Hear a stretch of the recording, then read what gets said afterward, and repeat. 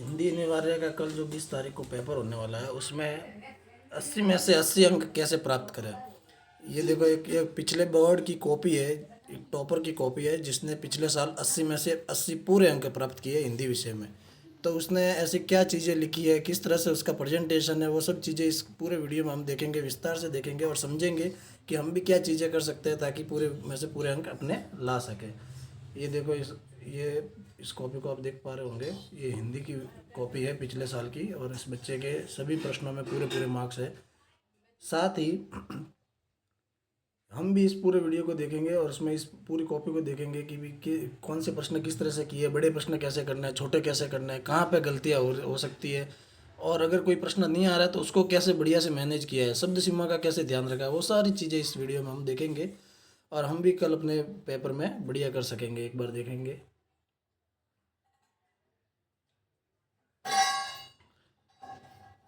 Copy देखने से पहले एक बार ये यहाँ पे कुछ चीज़ें लिखी होती है जो आप पढ़ते नहीं हो अमूमन। इसमें दो बातें ही काम की है, वो एक बार जल्दी से देख लेते हैं, बाद में अपन वीडियो पे चलेंगे। यहाँ पे आप नज़र देवे कि एक तो तिरछी लाइन से काटने की बात आप भूल जाते हो।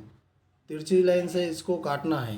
ये देखो पीछे वाले प्रश्नों को तिरछी लाइन से काटना है, क्योंकि नहीं काटने से क्या होगा वो भी मैं अभी बताऊंगा। ये अंडरलाइन किया है मैंने, इसको देखो आप। ठीक है, आपके रोल नंबर लिखने हैं। उसके बाद जहाँ पे भी रोल नंबर तो स्टार्ट में कॉलम बने होते हैं वहाँ लिखना है, फिर जहाँ पे भी पेपर एंड हो रहा है वहाँ पे समाप्त लिखना है और तीसरी लाइन से काटना है। ठीक है।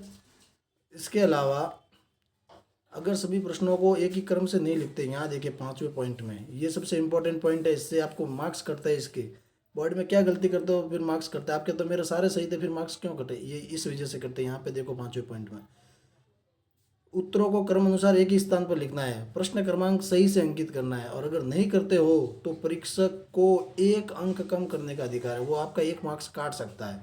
तो ये बात आपको ध्यान रखनी है।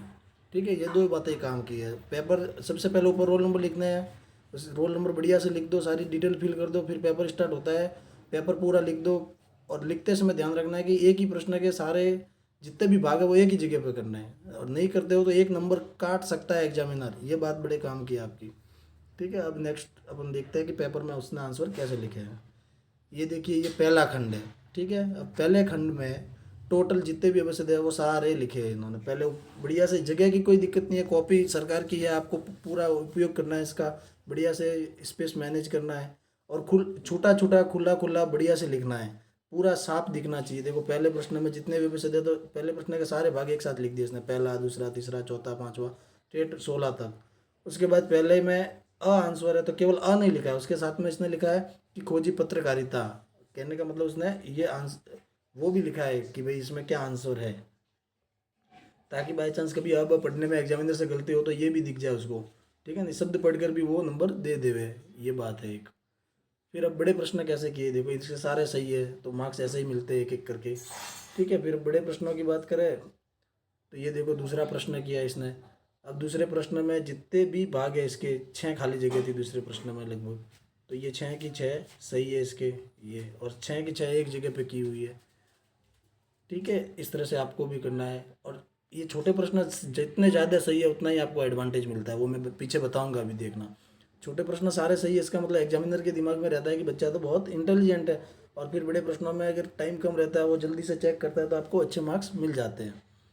फिर ये देखो ये पैसेज वाले प्रश्न हैं, यहाँ पे ध्यान देना है। पैसेज में एक पहला प्रश्न होता है कि ये जो गद्यांश है इसका शीर्षक क्या है। ठीक है ना, तो इसका शीर्षक लिखने के लिए आप एक ही लिख के आ जाते हो, जबकि आप अथवा करके 2-3 लिख सकते हो। यहाँ पे भी कुछ केसों में ऐसा देखा गया है, मार्क्स आपको मिल जाते हैं। जैसे कि मन का एकनिष्ठ प्रेम, मन की एकाग्रता और मन की तृष्णा, ये 3 पॉइंट लिखे हैं इस बंदे ने, तो तीनों में से जो भी सही होगा उसके मार्क्स मिल जाएंगे आपको। हालांकि दो तो लिख ही सकते हैं, 3 नहीं लिखे तो ऐसा तो फिर पूरी कॉपी पढ़ने से ही मतलब नहीं है, लेकिन 2 आप मिनिमम लिख के आए ताकि बाई चांस थोड़ा बहुत ऊपर नीचे ऐसा कुछ उसके सोचने में फ़र्क हो तो वो भी मार्क्स दे देवे। ठीक है, ये बड़ी महत्वपूर्ण बात है। और जो पूछा है वही लिखना है, ज़्यादा कॉपी पढ़ने से मतलब नहीं। एक एक नंबर का क्वेश्चन है तो जो मेन बात है वो लिख दो, ये टाइम भी बचेगा और आपको मार्क्स तो पूरे मिलने ही मिलने हैं। ठीक है, उसके बाद आगे देखो ये पैसेज वाले में ये बस यही है कि शीर्षक वाले में आप ये स्लैश करके या कॉमा करके 2-3 लिख सकते हो, या लिख के भी कर सकते हो, मन की एक निष्ठ प्रेम या मन की एकाग्रता, ऐसे। ठीक है, फिर आगे देखो ये टॉपर की कॉपी, इसके 80 में से 80 पूरे मार्क्स है। आगे देखे अपन तो ये फिर 6 ककार पूछे थे, इसने 6 के 6 लिख दिए। ठीक है, और 2 मार्क्स का क्वेश्चन है तो इसको ये बहुत छोटा लग रहा है, तो आप क्या कर सकते हो कि कौन, कहाँ और कब, ये 3 ऐसे लिख दिए, और फिर कैसे, क्या और क्यों, ये तीनों ऐसे लिख देते तो थोड़ा सा बड़ा दिख जाता, ऐसे भी कर सकते हैं। या फिर अलग अलग प्रकार के हिसाब से भी है, ये विश्लेषणात्मक कौन सा है ना, वो वर्णनात्मक कौन सा है ना, तो ऐसे भी लिख सकते थे, पर ये ऐसे लिख सकते हैं। आपको 6 ककार लिखे तो भी पूरे 2 मार्क्स मिल जाएंगे। ठीक है, फिर ये प्रश्न 2-2 नंबर वाले प्रश्न है। शब्द सीमा का बढ़िया से ध्यान रखा है इसने। देखो कि भाई लगभग 40-50 शब्दों में बोलते हैं, तो 40-50 शब्द 4 से 7 लाइनों तक लिखना है आपको। ये सब 2-2 नंबर वाले प्रश्न हैं। कैमरे में बंद अपाहिज कविता में रघुवर साय ने इलेक्ट्रिक मीडिया द्वारा निहित क्रूरता को, सामाजिक विडंबना को उभारने का प्रयास किया है। आगे देखो बड़े प्रश्न इसने कैसे किए हैं और वहाँ पर क्या गलतियाँ करते हैं बच्चे। ये 3 नंबर वाले प्रश्न है। खंड सा में बाजार का जादू, ये देखो पूरा बड़े बड़ा लिखा है। स्पेस राइटिंग देखो, इसमें कोई ज़्यादा सुंदर राइटिंग की जरूरत नहीं है, केवल पढ़ने में आना चाहिए। स्पेस मैनेजमेंट बढ़िया होना चाहिए, खुला खुला दिखना चाहिए, साफ साफ। ये देखो 3 मार्क्स पूरे मिले हैं। फिर ये 3 मार्क्स पूरे मिले हैं। ठीक है, फिर ये आगे देखा तो ये किसंदा वाले प्रश्न में पूरे 3 मार्क्स मिले हैं। फिर आगे देखे तो कवि परिचय, यहाँ पे रुकना दे दोस्तों। कवि परिचय में क्या है कि आप लिख के आ जाते हो 2-4 रचनाएं और उसके बारे में वो क्या थे ना क्या, ऐसा कुछ नहीं है। कवि परिचय में जितना आप व्यवस्थित लिख सकते हो इतना लिखना है। देखो ये पूरा पेज कवि परिचय का ही है, ये कोई छोटा सा नहीं है। देखना एक बार मैं समझाता हूँ। सबसे पहले तो कवि का नाम, उसका जन्म, बेसिक डिटेल्स, जन्म कहाँ हुआ और वो। फिर उसकी रचनाएं, ये सबसे इम्पोर्टेंट इसका भाग है आंसर का, सबसे इम्पोर्टेंट भाग यही है, यही मार्क्स दिलवाता है। उसके बाद में अन्य कोई बातें हैं, विशेष तथ्य, तो वो यहाँ पर लिखने हैं। जैसे हरिवंश राय बच्चन को अलाहाबादी कवि भी कहा जाता है।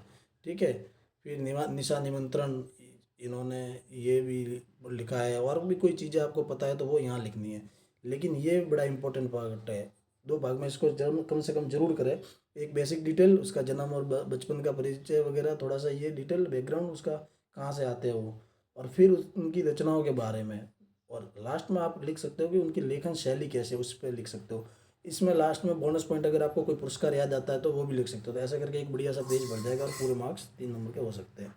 ये चीज़ है। और कितनी रचनाएं लिखी, देखो आप कहते हो कि 2-4 रचनाएं भी याद करना मुश्किल है ना, इसकी उसमें लिख देते हो ना, ये नहीं, इतनी सारी याद की है, इसलिए वो टॉपर है। ठीक है, आगे देखो 12वां प्रश्न। ये प्रिंट मीडिया का कोई प्रश्न था बढ़िया सा बड़ा वाला। तो एक एक एस्पेक्ट को उसने पहले तो समझाया कि इसमें कितने भाग है, रेडियो, टेलीविजन, इंटरनेट। और फिर इस एक एक को समझाया है, टेलीविजन क्या है, रेडियो क्या है, टेलीविजन क्या है ना, ये तो ऐसे है। फिर आगे देखें, इसमें भी 3 मार्क्स पूरे मिले। ठीक है, फिर ये सप्रसंग व्याख्या का प्रश्न आता है। यहाँ पे दोस्तों ध्यान देना आपको, सप्रसंग व्याख्या। यहाँ पे आप बहुत जने तो केवल पाठ का नाम और लेखक का नाम लिख देते हैं, जबकि इसमें कितनी चीज़ें लिखनी होती है। व्याख्या स्टार्ट करने से पहले आपको ये सब चीज़ें लिखनी है। देखो संदर्भ लिखा है इसने कि ये कहाँ से लिया गया, तो आरोह भाग 2 के आलोक धनवा द्वारा लिखित ये जो कविता है पतंग, वहाँ से लिया गया है। ठीक है, और उसके बाद प्रसंग भी बता रहा है कि इसमें क्या कहना चाह रहा है।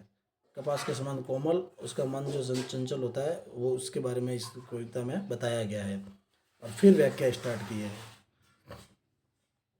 हर स्टेप के नंबर होते हैं, इसलिए आपको जितना हो सके बेहतर लिखना है, सारे स्टेप फॉलो करने हैं, खुला खुला लिखना है। अब ये व्याख्या स्टार्ट की है उसने, पहले प्रसंग और संदर्भ दिया, फिर व्याख्या स्टार्ट की है। कभी कहता है कि बच्चे अपने साथ बचपन, ये व्याख्या तो आप लिख ही देते हो। और उसके बाद विशेष, तो इसमें 4 चीज़ें हैं। ठीक है, क्या क्या है 4 चीज़ें। प्रसंग आपको लिखना है, उसके बाद में क्या है, संदर्भ लिखना है, और उसके बाद व्याख्या लिखनी है, और उसके बाद में आपको लिखना है विशेष विवरण। और विशेष विवरण में इस पूरे पैसेज में जो भी, या इस पद्य भाग में जो भी चीज़ें यूज की है उसने, जो भी चीज़ें उसने यूज की है वो सारी चीज़ें आपको बताने कि इसमें कोई मुहावरे का प्रयोग हुआ हो, किसी खास अलंकार का प्रयोग हुआ हो, वो सब चीज़ें इसमें लिखनी है आपको। ठीक है, उसके बाद में आपको नेक्स्ट देखो कि निबंध वगैरह कैसे किए, वो भी एक मैं बताऊंगा आपको। ये एक और व्याख्या है, वो पद्य भाग की थी, ये गद्य भाग की है। ठीक है, इसमें क्या किया है इसने, इसमें भी संदर्भ लिखा है कहाँ से लिया गया है। शीर्ष के फूल जो ललित निबंध शैली में आता है, हजारी प्रसाद द्विवेदी द्वारा लिखित है। फिर प्रसंग लिखा है कि इसमें क्या समझाया गया है। शीर्ष के फूल की परिस्थितियों में भी, वो विपरीत परिस्थितियों में वो शीर्ष का फूल हरा भरा रहता है, इसका वर्णन किया गया है। और फिर व्याख्या किए और फिर विशेष लिखा है। चारों स्टेप पूरे किए तब जाके पूरे पूरे मार्क्स मिले। अरे समझ में आपको भले हर स्टेप में एक एक दो दो लाइनें आ रही है और एक एक दो दो ही लिखनी है आपको।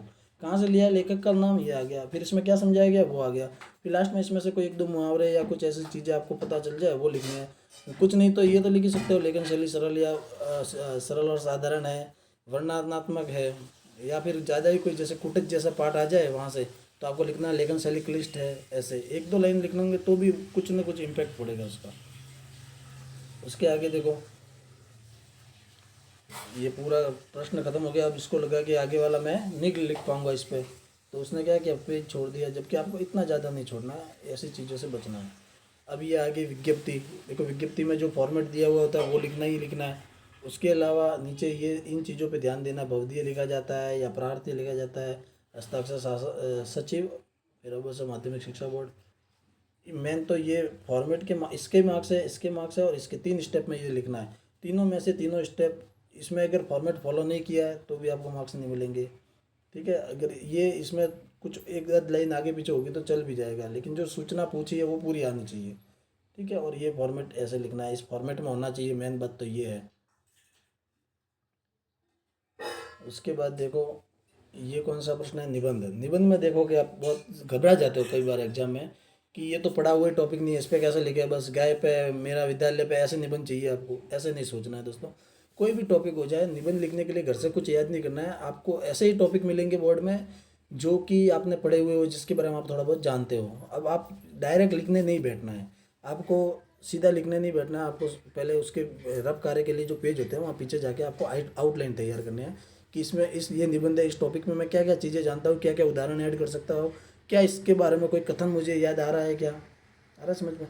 आपके लेख की वैल्यू कब बढ़ती है, जब देखो किसी बड़े आदमी का इसमें कोई कथन ऐड हो जाए आपका। ठीक है, कोई इतिहास का कोई उदाहरण याद आ जाए, कोई धर्म ग्रंथ से उदाहरण याद आ जाए, तो ये चीज़ें ऐड करने से आपकी वैल्यू बढ़ती है। कोई बढ़िया सा कोई पद याद आ जाए आपको, कोई शायरी वगैरह है, कोई खास डायलॉग है, किसी कविता की कोई पंक्तियाँ ऐड कर सको, है ना, तो ये चीज़ें करने से आपके इसकी वैल्यू बढ़ जाती है। लेख बहुत शानदार लगता है और वैलिडेट भी होता रहता है कि ये बड़े लोगों के कथनों से मैच कर रहा है। ठीक है, और उसके बाद पॉइंट पॉइंट लिखने, पॉइंट वाइज ही लिखना है निबंध, आपको ध्यान रखना है। प्रस्तावना रूप सार तो हर किसी निबंध में आप लिख दोगे, फिर ये बीच के पॉइंट है तो यहाँ पे घबराना नहीं है। आप जो सोच सकते हो, पॉजिटिव, नेगेटिव, आर्थिक, सामाजिक, राजनीतिक, जिस एंगल से भी देखोगे कुछ ना कुछ चीज़ें मिल जाएगी। सरकार के दृष्टि से देख के देखो, आम पब्लिक की नज़र से देख के समझ सकते हो, कोई ना कोई पॉइंट मिल जाएगा आपको। तो ऐसे 4-5 बढ़िया पॉइंट बनाना है, ऊपर प्रस्तावना, नीचे उपसार, और उसमें साथ में मसाला लगाना है किसका, कि आपको कुछ पद्य भाग मिल जाए, कुछ कोई कथन मिल जाए, और ऐसी चीज़ें ऐड करके आप इसको और वैल्यूबल निबंध बना दोगे। ये देखो आगे इसने बुजुर्गों का महत्व पॉइंट में इतनी सारी चीज़ें लिखी है। उसके बाद में फिर ये बुजुर्ग हमारी धरोहर, बुजुर्गों का आदर सत्कार, एक एक पॉइंट को फिर समझाया गया है। ठीक है, फिर ये अंत में एंड किया है। और ये देखो, आपको कुछ भी पद याद आ जाए तो बहुत बढ़िया बात है, नहीं याद आ रहा है तो भी कोई दिक्कत की बात नहीं है। ये देखो, इस बच्चे को नहीं याद आ रहा तो इसने मर्जी से लिखा है, ऐसा लग रहा है। बुजुर्ग है तो हमारे संस्कार, हमें हमारे संस्कार है, बुजुर्ग है तो हमारे प्राचीन संस्कृति है। कुछ भी 2 लाइन लिख के प्रयास किया है इसने।